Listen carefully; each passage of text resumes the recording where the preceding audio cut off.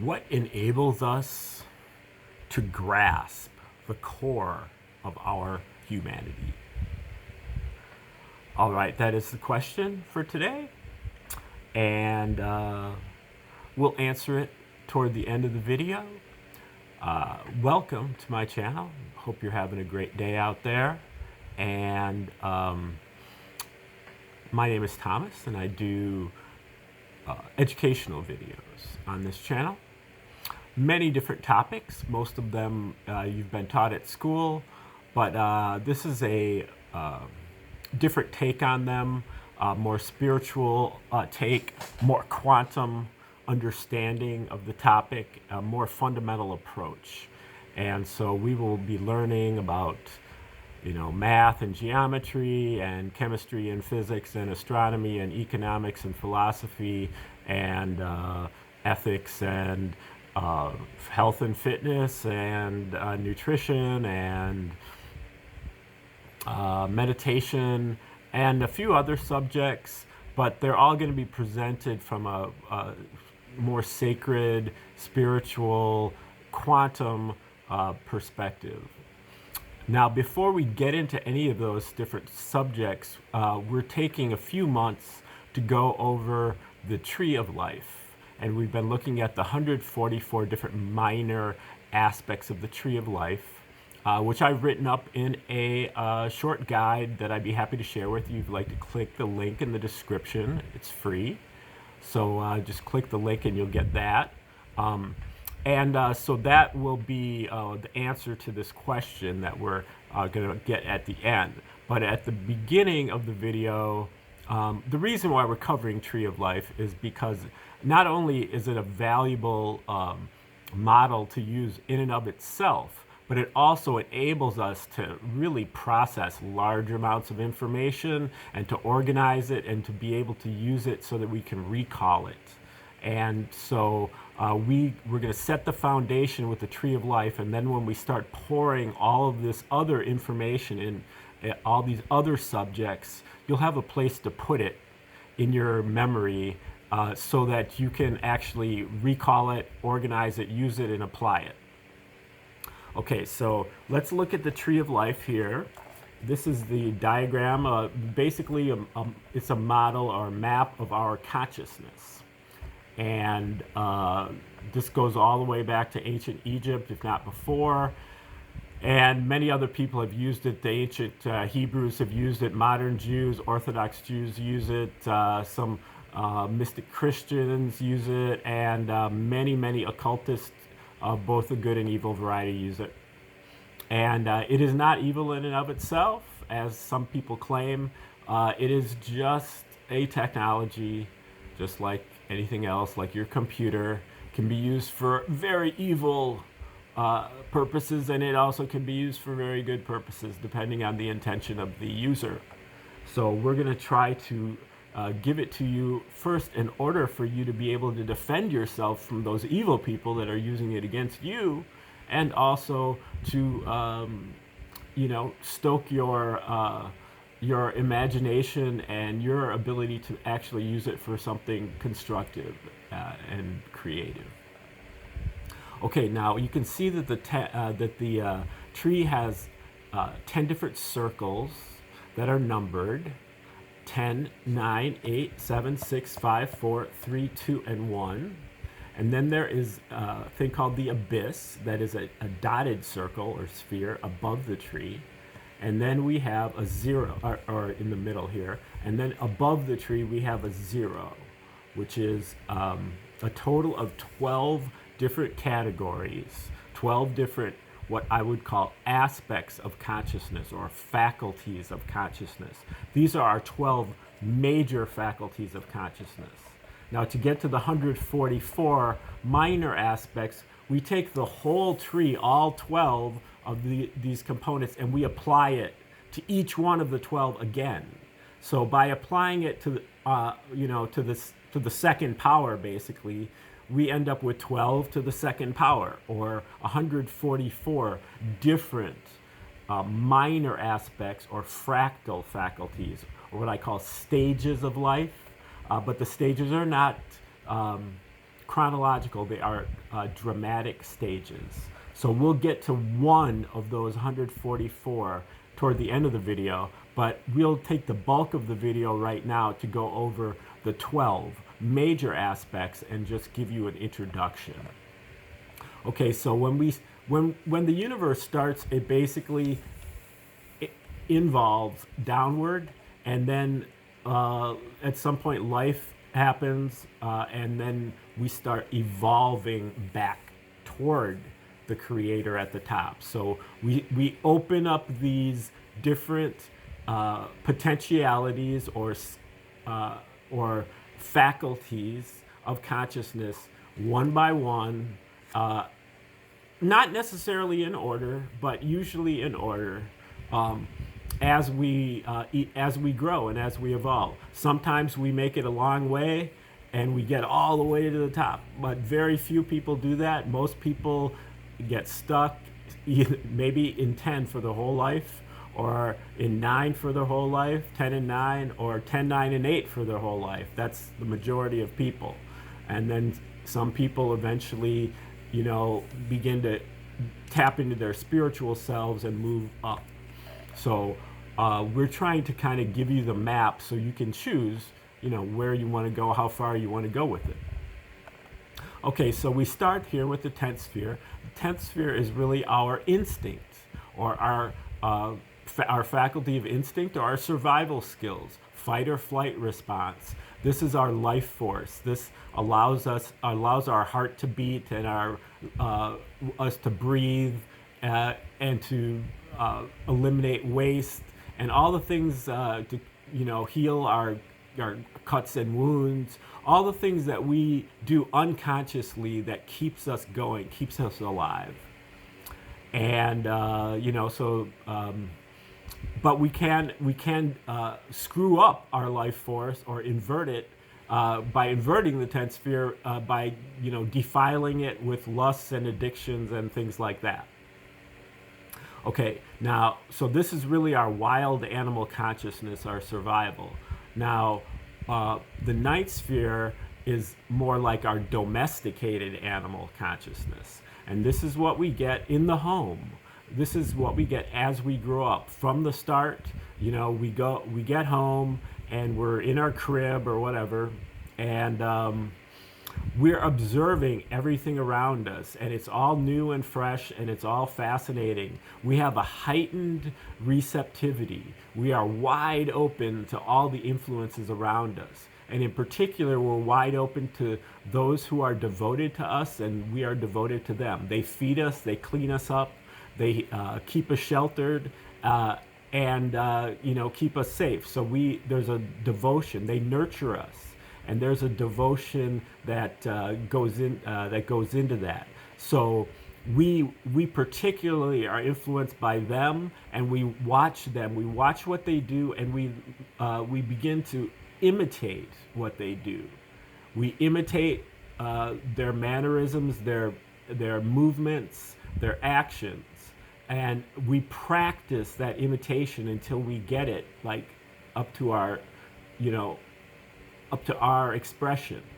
And so that's the process at the 9th sphere. It's one of heightened receptivity, then imitation, and then practice or repetition, and then memorization, and that brings it back down to the 10th sphere when it's automatic. Okay, so that is the 9th sphere. Unfortunately, the 9th sphere is not discerning, and so it takes in whatever influences it's exposed to, whether those are creative or destructive. Okay, now we go to the 8th sphere, where the 8th sphere, the 9th sphere is like the domestic sphere. The 8th sphere is the public. This is what we get when we go out into public. Once we start school, we go to the mall, we go to church, we go to the grocery store, and we see other people, we interact with other people, and we begin to be exposed to what's called the consensus worldview, or the expert opinion. This is where all of the experts are located, and all of the resources are located. The establishment is here, the powers that be, the institutions, the government, the church, the media, the educational system. These are where all these systems are located, and they're constantly just telling us what we're supposed to believe about various things, because they're the experts. They know, they've done the research, they've done the studying or whatever, they present that. And then they tell us what we're supposed to believe, and they tell us how we're supposed to behave.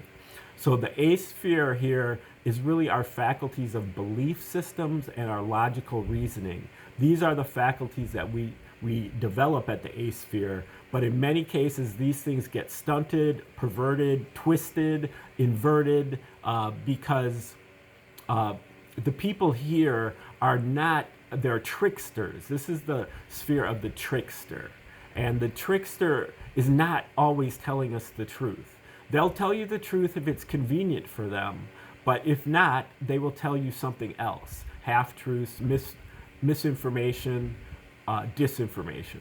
And so this creates a difficult situation for us, because this is where all the resources are located. This is where this is what we're told. Everybody believes it. We're told that there's a consensus, that this is settled. We all know this. Why are you resisting this?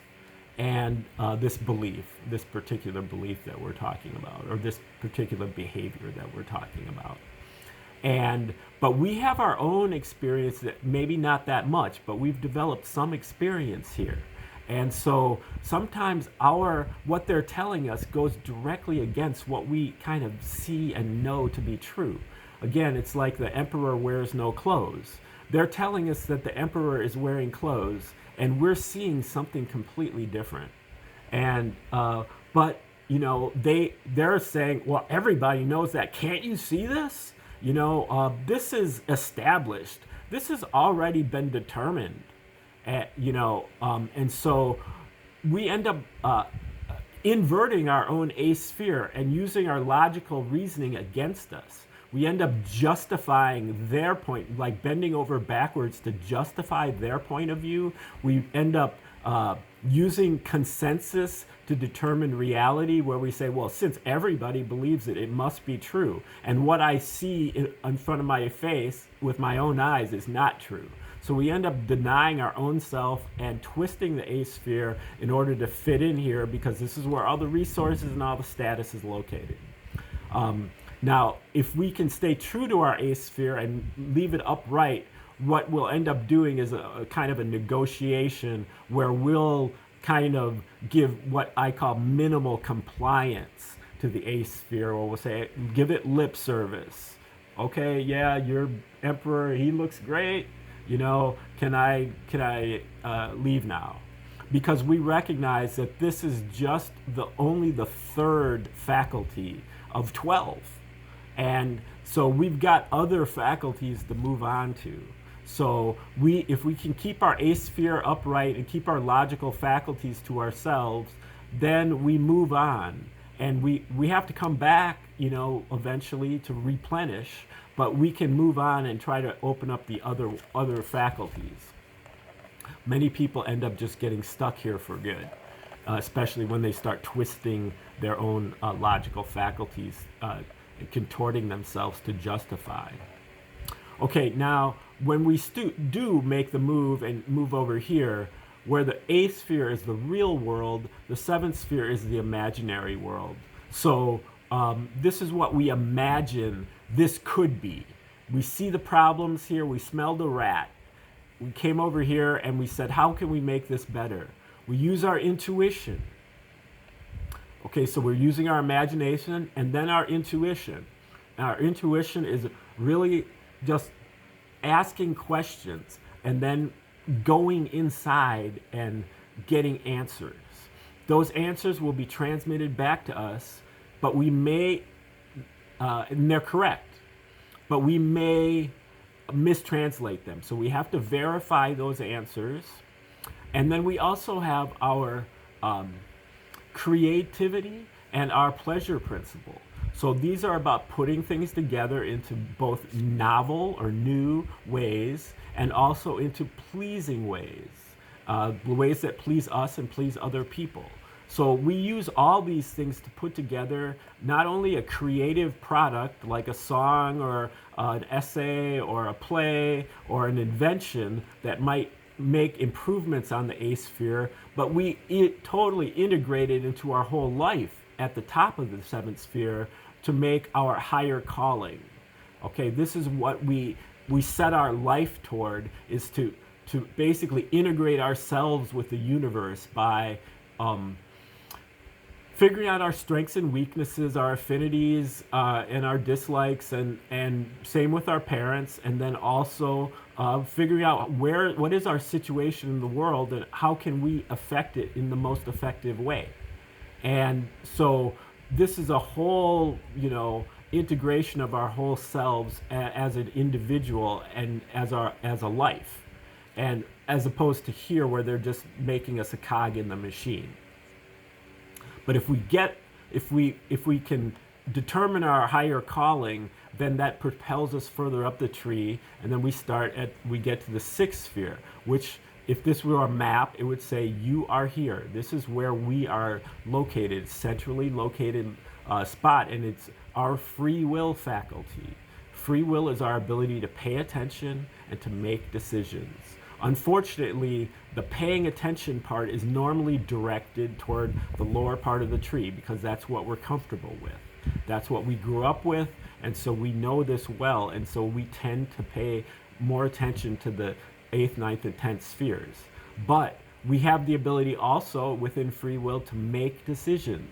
So we can choose to turn our free will away from these things and turn our attention away from these things and direct it up the tree. And if we do that, we can propel ourselves forward again on our evolution. Now, it's scary because now we're staring into the unknown as opposed to the familiar. But if we can do it, we can then place our attention on the 5th sphere, the next one. And this is our sense of justice, or our sense of fairness. And it can be visualized as like a mirror here. And it can be conceptualized as the law of karma, cause and effect. As you sow, so shall you reap. Every action has an equal and opposite reaction. What comes around goes around. So, and then karma judges us or reflects our violence, our waste, and our violation. So if we are wasteful, waste comes back to us. If we are violent, violence comes back to us. If we are paying attention, we will notice this. And instead of being a victim and say, I can't understand why something so violent happened to me, but we will say, no, I brought that on myself through my own actions. How did I do it? And we can investigate that, figure out where that came from. And by doing so, we can clean up our actions and thereby clean up our karma. So that karma is no longer a punisher, but it actually protects us. Because if we don't create the karma, we don't get any karma back. Now, the exception to that is past life karma. And that happens also here at the 6th sphere, where we have to basically root out our past life karma through processes of disciplined self-sacrifice, more or less. And so here at the 5th sphere, we become one. We become a friend of our karma, and our karma begins to lessen. And we also can do the same thing with the 4th sphere. Pay attention to the 4th sphere, and we can begin to, help ourselves with our mission by, where the 5th sphere is the enforcement of the law and order, the 4th sphere is the articulation of that law and order. And so this is like ancient cosmologies, ancient holy books, and theories of everything, that modern and ancient, that purport to talk to you about everything in the universe. Where is God? Who is God? How is our relationship with God? Where did we come from? What are we doing here? What's the purpose of it all? What are the laws of math and physics and chemistry and so on? These are all written up in these ancient holy books and theories of everything.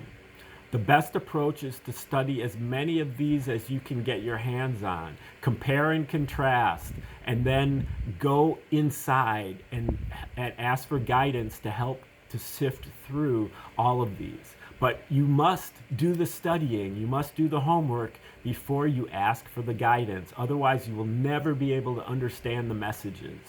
You've got to be able to have the homework done before you can understand it. And even after that, you still must verify it. You still must make sure that you're translating it correctly by verification. Okay, now when we go to the abyss is about really magnetic charges, which are known as psychologically as omens. So these are synchronicities, uncanninesses, anomalies, things that are far away from a statistical, probability. Very, very improbable, enough so that, it registers in your mind and you might just kind of dismiss it as, wow, that was really weird. But it is also the language that the universe uses to communicate important information to you. And so if you recognize that, that's half the battle. That is half of your psychic powers, is to be able to notice the omen. And then the second half is to be able to act upon the omen. The omen will be implicit within the omen, will be a course of action. And to be able to take that action is this, realizing the second half, your psychic heat. So it's psychic receptivity and psychic heat. And the psychic heat requires courage again, because it forces us to open ourselves up to vulnerability, to be facing the unknown. Okay, then we go above at the top of the tree, 3, 2, and 1. These are our divine faculties within. Omnipotence, all powerful. Omniscience, all knowing. Omnipresence, all present, all at once, eternally. The third sphere we tap into through sound synchronization. Can be like, ecstatic dancing. It can be through shamanic drumming, creative music, sacred music, but particularly through mantra, the repetition of mantra. And mantra boils down to the letters of the alphabet. We're using syllables. And so it's a letter of the alphabet along with a vowel sound, and then along with an like a grounding sound, an NG, an M, or a K, sound that is grounded. And so that grounds the mantra. Now, you can kind of analogize this with using the alphabet in ways that bring out an effect. Each one of the letters is connected to, or many of the letters are connected to different spheres that kind of they wake up or arouse that sphere, and they enable more easy access. So we use the mantra as soon as we get our mission started here, our higher calling, and it leads to the culmination of that mission. So we can use the mantra, to activate our sixth sphere, activate our fifth sphere and our fourth sphere, and so on. Now you can analogize this just like using the alphabet. Like, say if you're feeling if you want to really relax, if you're feeling very relaxed, So that is the third dimension of language, where the first dimension is just about the literal version of language. The second dimension is about the poetic or aspects of language, and this is about power. No meaning, just power. There are different ways of using your voice to kind of bring about a different kind of feeling in your body, a different power. Okay, now when we go to the second sphere, we're talking about omniscience, all-knowing, and we tap into this through either the all-knowing, or wisdom is the ability to solve problems. We can tap into this through an oracle or divination system that we ask questions and it gives us answers that we have to decode. It's a chance process. And then we also can use our own wisdom through deep meditation, being able to shut down our mind for long enough for the answers to emerge. And we do that by, again, deep meditation and being able to stay off all the content of our mind and be able to sink in and then be able to see our deepest center. And that image at our deepest center is our wisdom, is the answer to the problem. And then what we do see at the deepest center, our image of wisdom, is actually our higher self, our deepest center. And this is omnipresent because it is at our deepest center. And when we merge with it, not just see it, but merge with it, we recognize that what's at our deepest center is what's at the deepest center of everything else too. And so this unifies us with everything. And then we have the zero above the tree, where this is everything, this is nothing.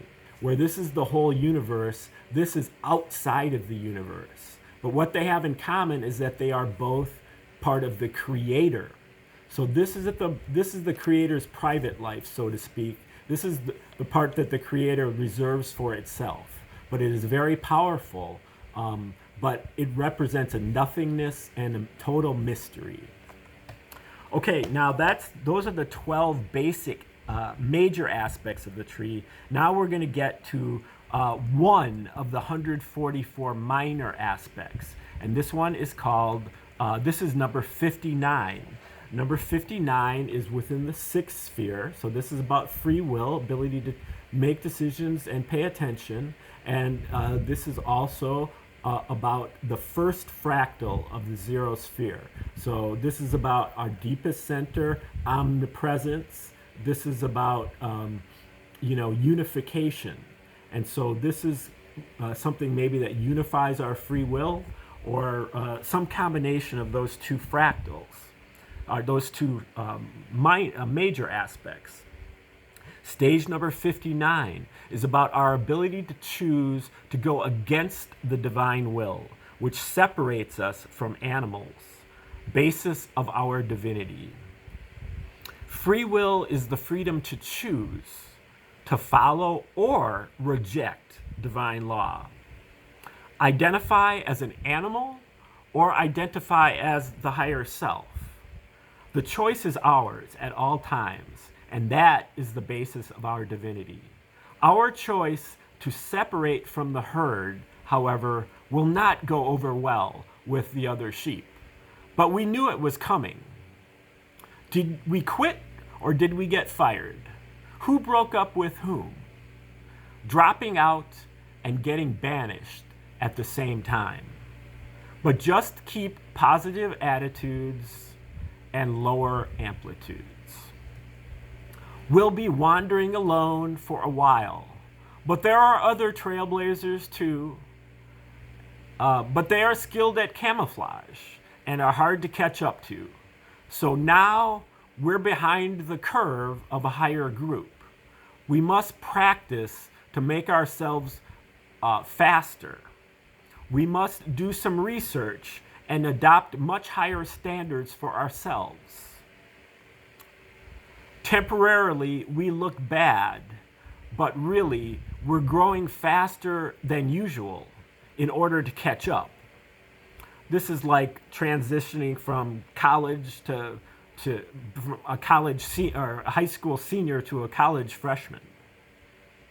Just like a healing crisis, we may take a beating while we get acclimated to the new pastures, but when we do, it will be a big upgrade. But whenever we return to the old environment, we stay alive, but our character has been assassinated. With the crowd, we're not quite fitting in anymore. So until we're completely acclimated to the new culture, we're living as a tweener in limbo, in transit, in trance, between mass culture and subculture. We're in no man's land. But if we exercise patience, it will be okay. Stay in balance, sustain ambivalence. Just watch in from behind the scenes. We've seen too much to participate anymore, authentically with the herd. But not long ago, we were a leader, a hero. Now, we're less than nobody and inferior to zero.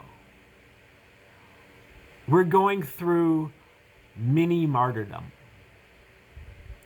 Free will is the ability to choose, or is the freedom to choose, to follow or reject divine law.